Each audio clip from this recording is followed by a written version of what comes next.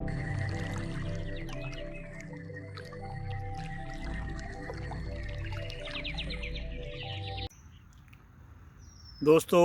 नमस्कार। मैं शिव कुमार शर्मा एक नई कहानी के साथ। दोस्तों, कहानी का शीर्षक है चंदन का बाग। दोस्तों, एक बार एक राजा अपनी प्रजा का हाल जानने के लिए अपने सिपाहियों के साथ अपने राज्य में घूमने के लिए निकल पड़े। वो काफ़ी दूर निकल चुके थे और बाद में आते समय उनको काफ़ी रात हो गई और वो रास्ता भी भटक गए। राजा और उसके सिपाही जंगल में इधर उधर घूम रहे थे, तभी उन्हें एक झोंपड़ी दिखाई दी। राजा उस झोंपड़ी में गए। वहाँ उन्होंने देखा एक भील अपनी पत्नी के साथ उस झोंपड़ी में रहता है।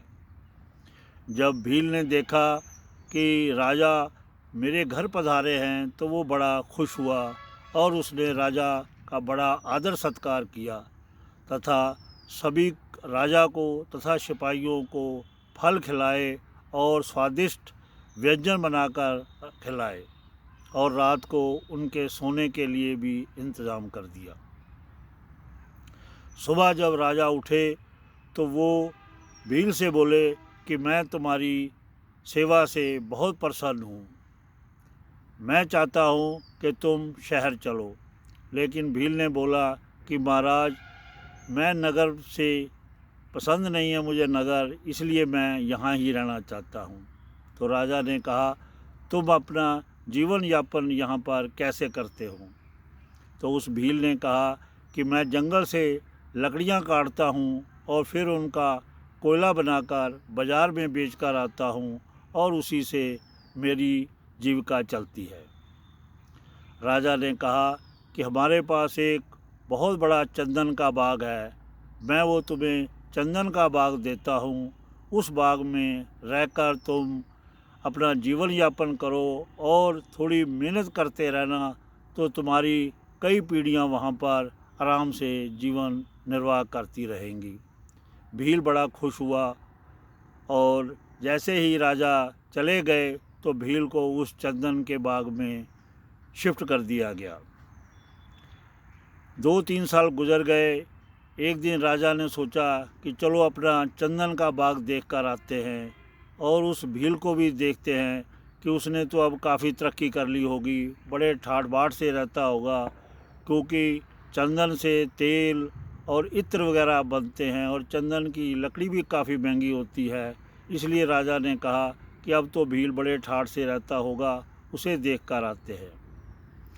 जब राजा अपने चंदन के बाग में पहुंचा तो देखकर हैरान रह गया।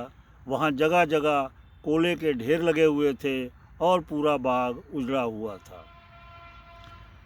राजा ने भील को बुलाया और उससे पूछा, अरे मूर्ख, ये तुमने क्या कर दिया? भील बोला, महाराज, आपने अच्छा किया, मुझे ये चंदन का बाग दे दिया। जंगल में तो मैं दूर दूर से लकड़ियाँ लेने जाता था और शहर भी जाना पड़ता था काफ़ी दूर। यहाँ तो नज़दीक से ही लकड़ियाँ काटता था और उनका कोला बनाकर यहीं बेचता था। बोले, मूर्ख, तुझे पता नहीं ये चंदन कितना कॉस्ट कीमती है और तूने इसको पूरे को बर्बाद कर दिया। बोला, महाराज, लकड़ी से और क्या बनाया जा सकता है? लकड़ी से तो कोला ही बनाया जा सकता है, वो ही मैंने बनाया। अब राजा को और गुस्सा आया। उसने कहा, राजा ने, कि तुम इसमें से एक छोटी सी लकड़ी लेकर बाज़ार जाओ और पंसारी को बेच कर आओ, तब तुम्हें इसकी कीमत पता चलेगी। भील एक लकड़ी लेकर बाज़ार में गया और पंसारी को बेच कर आया। पंसारी ने उसके काफ़ी पैसे दे दिए। अब वो बड़ा खुश हुआ कि इस छोटी सी लकड़ी के इतने पैसे मिल गए, लेकिन अब वो पछता भी रहा था कि मैंने तो पूरे बाग को ही उजाड़ दिया।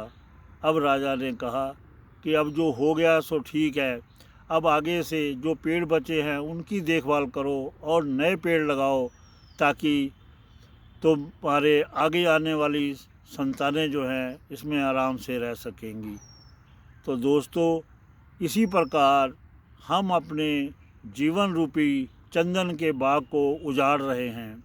हमारी जो सांसें हैं वो चंदन के पेड़ हैं, लेकिन हम इनके मूल्य को नहीं समझ रहे। और हमारे अंदर कितनी शक्ति है, कितनी ताकत है, उसको हम नहीं पहचान रहे।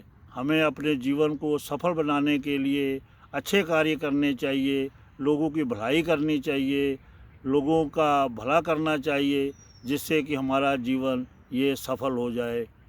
तो दोस्तों, आपको ये कहानी कैसी लगी, आप कमेंट कॉलम में ज़रूर लिखिएगा। अगर आपको ये कहानी पसंद आई हो तो कृपया इसे लाइक और शेयर भी कीजिएगा। धन्यवाद।